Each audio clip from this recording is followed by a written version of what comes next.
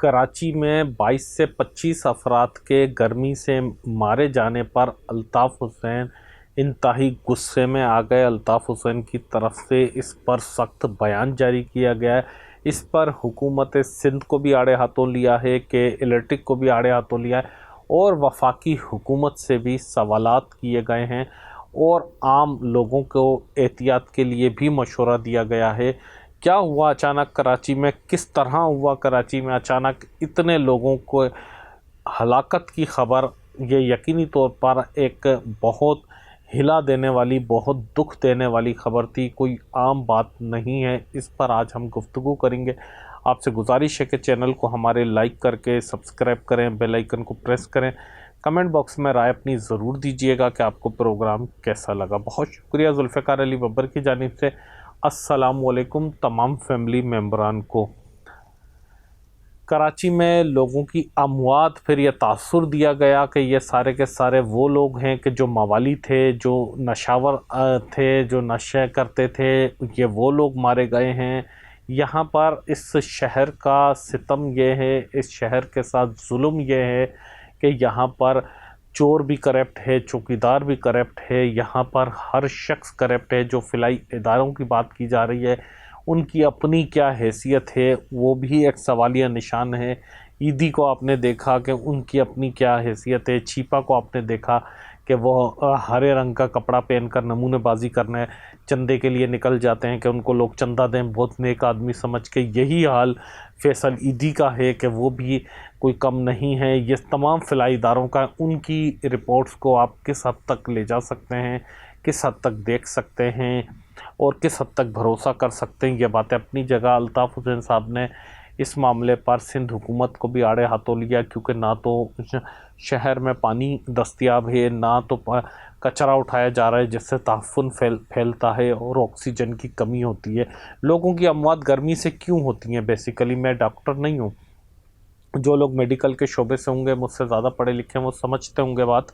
Basically oxygen का कम हो जाना, गर्मी ज़्यादा आना, सांस ना लेना, सांस फूलना, जो लोगों को बाज़ को दमे की बीमारी होती है, हार्ट के पेशेंट होते हैं, शुगर, ब्लड प्रेशर, मोटापे के जिनमें कोलेस्ट्रॉल बढ़ा हुआ होता है, फिर या डायरेक्ट गर्मी के नीचे निकलते हैं, तो वो लोग ज़्यादातर इसमें, बुज़ुर्ग, ये बच्चे या बीमार लोग इसका निशाना बनते। ज़ाहिर है जो जवान होता है, सेहतमंद होता है, उस पर असरात कम पड़ते हैं। लेकिन ये बात याद रखिएगा, जो नौजवान बच्चे और बच्चियां प्रोग्राम देख रहे हैं, उनको भी मैं बताता चलूँ कि नुकसान उनको भी होता है। वो सस्टेन कर जाते हैं, बर्दाश्त कर जाते हैं, लेकिन ऐसा नहीं है कि नुकसान उनको नहीं होता है।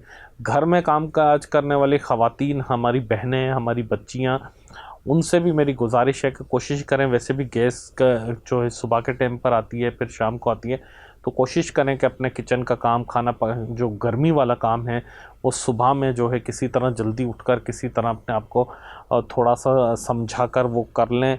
उसके बाद दोपहर में बिल्कुल छोड़ दें, दोपहर का बना कर रख लें। अगर कोई लंच करता है, खाता है, पीता है, बना कर रख लें, दोपहर में किचन की तरफ ना जाएं। उसके बाद फिर शाम को जाएं, कम से कम आपके जिस्म से पानी ना निकले, आपके जिस्म में डिहाइड्रेशन ना हो, पानी पीते रहें थोड़ी थोड़ी देर में।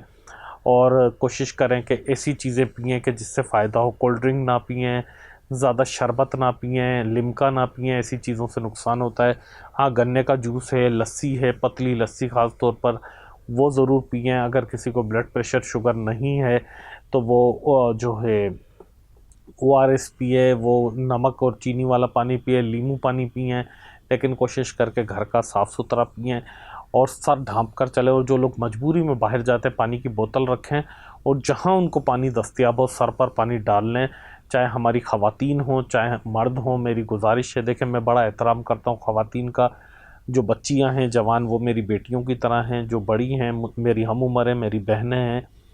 लेकिन इसमें बुरखे का ख़ास तौर पर, ब्लैक कलर के बुरखे का ख़ास ख्याल रखें। बुरखा ना ओढ़ें, या बुरखा ओढ़ें तो उसका ख़ास ख्याल रखें। ढीले ढाले कपड़े पहने, अपने ऊपर पानी ज़रूर डाल लें। कोई आपकी बेइज्जती नहीं होगी, कोई आप पर हंसेगा नहीं। जिस बदबख्त ने आपको बुरी नज़र से देखना है, जिसने आप पर तंज करना है, वो तो आप बुरखे में होंगी तब भी वो देखेगा। लेकिन अपने आप को गीला करके चलें ताकि आपकी ज़िंदगी, आपकी सेहत बरकरार रह सके। मैं कुछ और आपसे तकाजा नहीं कर रही। यही मर्द हजरात से मेरी गुजारिश है, जहाँ पानी देखें अपने ऊपर फेंक ले, क्योंकि लाइट होती नहीं है घरों में। इलेक्ट्रिसिटी का जो सिस्टम है, हमारे यहाँ के इलेक्ट्रिक की जो गुंडागर्दी है वो किसी से ढकी छुपी नहीं है। 12 घंटे, 14 घंटे, 16 घंटे, 18 घंटे होना नॉर्मल है। कहीं कहीं पर कभी इनका दिल नहीं भरता तो 3 दिन, 4 दिन, 5 दिन तक की भी लाइट बंद कर देते हैं। पूरे पूरे इलाके की छोटे छोटे घर हैं लोगों के, 40 गज़, 50 गज़, 60 गज़, 80 गज़, छोटी छोटी गलियों में जो है बड़ी बड़ी आबादियाँ, बड़ी बड़ी बिल्डिंगें बनी हुई हैं। उसमें उम्र रसीदा लोग भी हैं, बुज़ुर्ग भी हैं, बच्चे भी हैं, बीमार भी हैं। एक एक कमरे के घरों में ना जाने कितने अफराद रह रहे होते हैं। वहाँ पर ऑक्सीजन की कमी हो जाती है, जो लोगों को ध्यान नहीं जाता। कराची जैसे शहर में ख़ास तौर पर, जो कराची के जो सेंट्रल इलाका है, सदर से या खारादर वाला जो इलाका है, जो सेंट्रल कराची कहलाता है, जो रश का इलाका है, यहाँ पर हाई राइज बिल्डिंगें हैं, ऊंची ऊंची बिल्डिंगें हैं, गाड़ियों की पोल्यूशन बहुत ज़्यादा होती है। यहाँ पर ऑक्सीजन की इंतहाई कमी होती है। ऐसे इलाकों में भी लोड शेडिंग होती है। अफसोस की बात है, और हुकूमत इस पर कोई एक्शन नहीं लेती, कोई इस पर को संजीदगी से देखती नहीं। अगर एहतजाज करने के लिए लोग निकलते हैं बाहर बिजली के लिए, तो पहली बात तो जो उनके ज़र खरीद गुंडे होते हैं वहाँ सियासी जमातों के, मुख्तलिफ़ सियासी जमातों के, मैं नाम नहीं ले रहा, लेकिन वो उनको कहते हैं कि अंदर चलो, तुम्हें देख लेंगे, तुम्हें ये कर लेंगे, तुम्हें वो कर लेंगे, रोड बंद नहीं करना, तुमने ये नहीं करना, वो नहीं करना। ऐसी हरासमेंट का माहौल बना दिया जाता है। उसके अलावा जो वहाँ के MNA, MPS, नाजिम जो भी होते हैं, वो फिर उनको कहते हैं बिल जमा कराओ, बिल दिखाओ, ये करो। वो एक अलग से थ्रेड देते हैं कि अपनी हिफाजत करो, तुम्हारे पीछे कोई नहीं आएगा, तुम्हारे पे केस हो जाएगा। फिर पुलिस आकर थ्रेड देती है, मतलब आप एहतजाज भी नहीं कर सकते। फिर सितम ज़रीफ़ी ये कि मुझ जैसा आज़ाद सहाफ़ी तो इस पर बात कर लेता है, लेकिन जिनकी के इलेक्ट्रिक से रिश्वतें बंधी हुई हैं, जिनके बड़े बड़े लिफाफे बंधे हुए हैं, उस मीडिया पर नज़र भी नहीं आएगी। एक सिंगल खबर, एक सिंगल टिकर के इलेक्ट्रिक के ख़िलाफ़, इसकी गुंडागर्दी के ख़िलाफ़, इसकी बदमाशी के ख़िलाफ़, ओवर बिलिंग के ख़िलाफ़ और इनकी नाजायज़ियों के ख़िलाफ़ नहीं नज़र आएगा आपको। आप अदालतों में चले जाएं, आपको इंसाफ नहीं मिलेगा। आप कहीं भी चले जाएं, आपको कि सुनवाई नहीं होगी के इलेक्ट्रिक के ख़िलाफ़। कहीं भी आप चले जाएं, नहीं हो सकती। हाँ, अलबत्ता हम जैसे सहाफ़ियों पर ये नोटिस ज़रूर भिजवा देंगे, केस ज़रूर कर देंगे कि आप पर ये केस दाखिल कर दिए गए, आप माफ़ी मांगिए, आप आइंदा के इलेक्ट्रिक के ख़िलाफ़ ना बोलें। तो भाई आप नोटिस भेजते रहें, आपको जो जी में आए करें, हम तैयार हैं फेस करने के लिए। हमें पता है कि आप क्या नोटिस भेजेंगे, ठीक है ना, हम तैयार हैं। हमने पहले भी बहुत चीज़ें फेस की हैं। बराए मेहरबानी आप कराची के लोगों को जीने दो। यही अल्ताफ़ हुसैन साहब ने कहा है, यही उनका बयान है।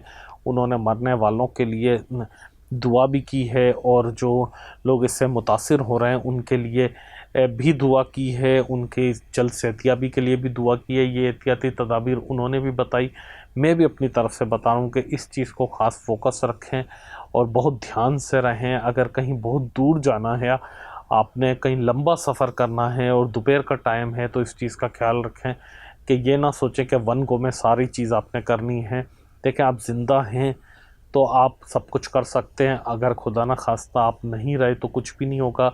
ये मजबूरी की बात नहीं कीजिएगा, चाहे आप बाइकिया चलाते हैं, चाहे राइडर हैं, चाहे रेडी पे हैं, चाहे किसी सुजुकी पे, पिकअप पे किसी जगह पर काम करते हैं। अगर आपकी लंबी ड्राइव है तो आप रास्ते में रुकें, किसी मस्जिद में, किसी चौक पे, किसी चौराहे पर कोई पानी का नलका नज़र आए, सबील नज़र आए, पानी पिएँ, सर पर डालें, अपने आप को गीला करें, वज़ू करें, पाक साफ़ भी हो जाएं, ठंडे भी हो जाएं, जिस्म को ठंडा करें और फिर आगे की तरफ जाएं, तो जिससे आपको कम से कम राहत मिलती रहे।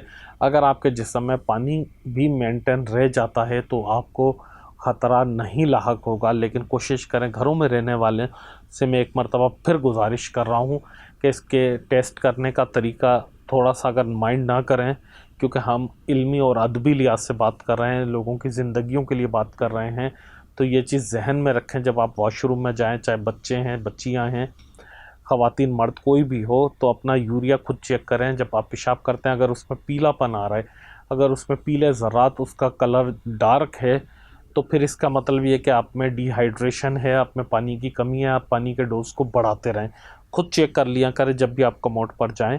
एक बिल्कुल सिंपल तरीका मैं आपको बता रहा हूँ, खुद चेक कर लें। अगर उसमें स्मेल आ रही है, बदबू आ रही है और उसका कलर डार्क है, तो इसका मतलब आपको पानी की कमी है। आप पानी की मिकदार बढ़ाते रहें जब तक ट्रांसपेरेंट आपके यूरिया पास ना हो, जब तक पेशाब आपका बिल्कुल पानी के कलर का ना आए। नॉर्मल आए, ना उसमें बदबू हो ना उसमें कलर हो, तो फिर आप समझें कि अब आपका नॉर्मल है, अब आप में डिहाइड्रेशन की प्रॉब्लम नहीं है। यह हमेशा सर्दी हो, गर्मी हो, बड़े हों, बुज़ुर्ग हों, बच्चे हों, इस चीज़ को जहन में रख लें। खुद अपना हर 2 घंटे 3 घंटे के बाद आप टेस्ट कर सकते हैं, बगैर किसी हिचकिचाहट के, बगैर किसी से ये शेयरिंग किए, बगैर किसी परेशानी के।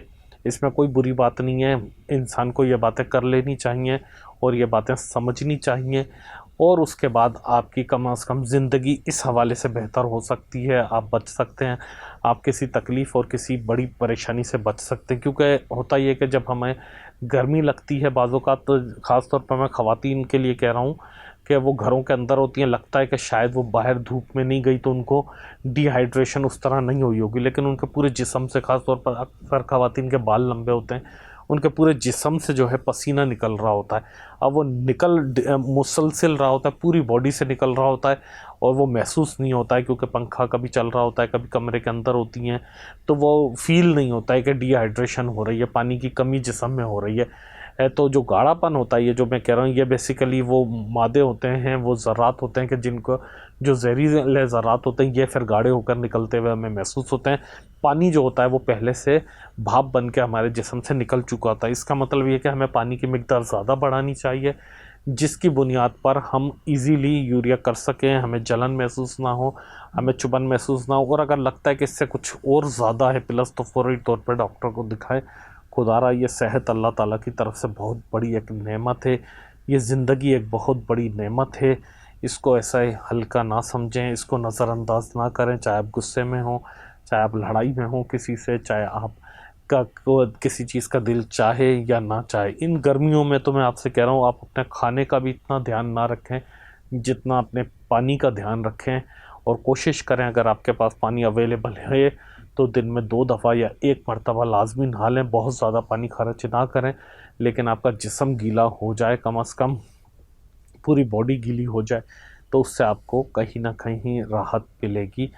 आप लोगों को अगर कोई बात बुरी लगी हो, कोई चीज़ नागवार गुजरी हो, तो मैं अपनी फैमिली समझ के बातें कर रहा था, तो मैं माफ़ी चाहता हूँ और आप लोगों से माज़रत चाहूँगा। लेकिन जिसको पसंद आई हो, कोई मज़ीद तजावीज़ हो, कोई मज़ीद इस पर तबसरा हो या राय हो, तनकीद हो, जो भी चीज़ हो, तो ज़रूर कमेंट बॉक्स में बताइएगा। फ़िलहाल मुझे दें इजाज़त। अल्लाह हाफ़िज़।